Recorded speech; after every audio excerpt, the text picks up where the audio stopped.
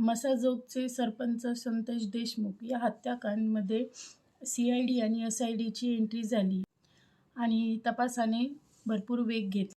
अनेक दिवसापासून फरार असलेले आरोपी अटकेत आलेले आहेत आणि शेवटचा जो फरार आरोपी आहे तो कधी हाती लागू शकतो. अशा या शोधामध्ये नेमकं काय झालं, कधी झालं, कसं झालं हे जाणण्याचा आपण हे सांगूया.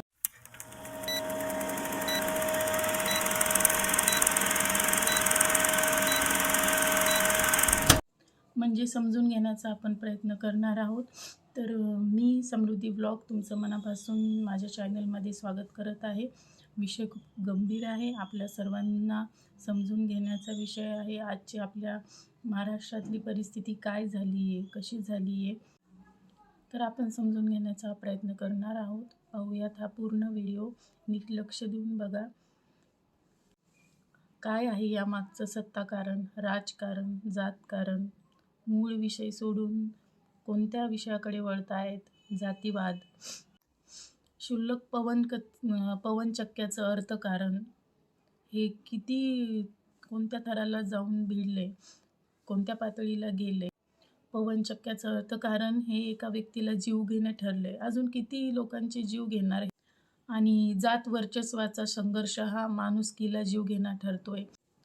तर 9 डिसेंबरला केज तालुक्यातील मसाजोगचे सरपंच संतोष देशमुख यांचं अपहरण करण्यात आलं आणि नंतर त्यांची निर्घृण अशी हत्या करण्यात आली. आणि जसजसे या घटनेतले बारकावे समोर येत गेले तसे आपल्या महाराष्ट्रातले भडकावे म्हणजेच महाराष्ट्रातले सत्ताकारण, पवनचक्क्याचं अर्थकारण, आरोप प्रत्यारोप, बदल्याची भावना, जातकारण, असे विविध पैलू या निमित्ताने समोर आले. आणि आता या प्रकरणाचा तपास हा शेवटच्या टप्प्यावर आलेला आहे. आणि या सगळ्या प्रकरणाच्या मुळाशी जो विषय आहे तो आहे पवनचक्क्याचा वाद.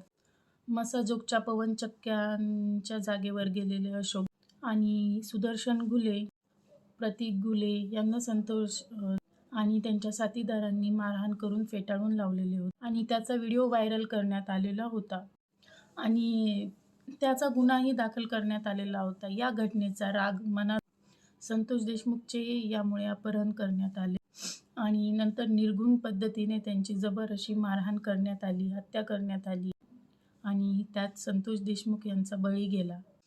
पोलिसांची 9 पथकं आणि 150 पोलीस ही त्या गोष्टीच्या मागावर होती, वाल्मिक कराडच्या मागावर होती. पण पोलिसांना काही वाल्मिक कराडचा शोध लागला आणि अखेर 22 दिवसांनी तो शरण आला आणि त्या सगट संतोष देशमुखांसोबत झालेले भयंकर मारहाण हे वाऱ्यासह पसरू लागले.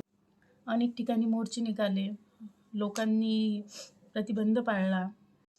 त्या हैवानांनी देशमुखांना क्रूरपणे मारले आणि त्याचे 15 व्हिडिओ त्यांनी काढलेत सुद्धा मारताना. किती क्रूर मनस्थितीचे लोक आहेत ते समजा तुम्ही. 15 व्हिडिओ आणि 8 फोटो काढलेत त्यांनी, जे की आता समोर आलेले आहेत. ते बघून म्हणजे तुम्ही विचारच करू शकत नाही. मला तर बोलता पण येत नाही आहे ते व्हिडिओ पाहून. व्हिडिओ व्हायरल झालेले आहेत, तुम्ही पाहिले पण असतील. संतोष देशमुख हत्याचे आणि काळजाचा थरकाप उडवणारे असे व्हिडिओ आहेत. ते कसे काढावे वाटले त्यांना. आणि इतकं हाल करून मारल्यानंतर सुद्धा संतोष देशमुखांना ज्यांनी हत्या केली आहे त्यांचे ते व्हिडिओमध्ये असुरी हास्य, बाप, अक्षरशः ते पाहून संताप निर्माण करणारे असे ते असुरी हास्य आहे, जे की त्यांनी मारहाण करताना व्हिडिओ काढलेत. फोटो जे पुरावे पोलिसांच्या हातात आले आहेत आणि ते दाखवण्यात येत आहेत. रॉडने मारहाण करण्यात आलेली होती, पाईपने मारहाण करण्यात आलेली होती आणि हे सर्व करताना कोणाला तरी दाखवण्यासाठी मस्तपैकी जसं काय सेलिब्रिटी आहे तसं सेल्फी काढत होते, व्हिडिओ काढत होते आणि समोरच्या व्यक्तीला दाखवत सुद्धा होते. एकतर फोटो त्यांच्या छातीवर पाय ठेवून सेल्फी काढलेला आहे. आणि संतोष देशमुख हत्या प्रकरणात व्हॉट्सअप कॉल हा एक महत्त्वाचा पुरावा ठरला.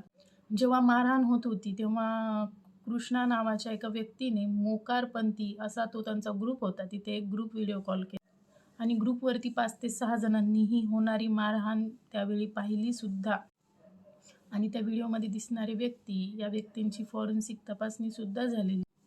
नुकतेच जे फोटो पाहिले त्यामध्ये सुदर्शन घुले हे बाकीचे सगळे जे व्यक्ती ते हसत हसत मारहाण करतायत, याचे ठोस पुरावे आणि व्हिडिओसुद्धा आपण पाहिलेले.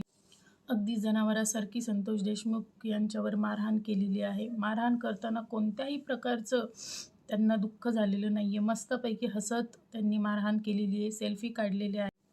अगदी दोन्ही छातीवर पाय ठेवून सेल्फी काढले. संतोष देशमुख एवढी मारहाण होताना अगदी जोरजोरात ओरडत होते.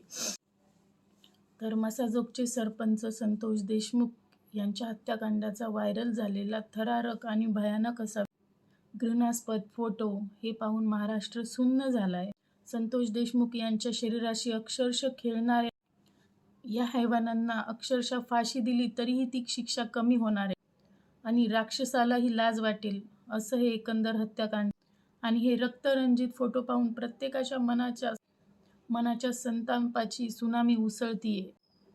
आणि याच संतापातून जर उद्या महाराष्ट्राच्या भावनेचा उद्रेक झाला, बिलकुलही आश्चर्य वाटणार नाही. आणि या हत्याकांडात जात आणि धर्माचा काय संबंध?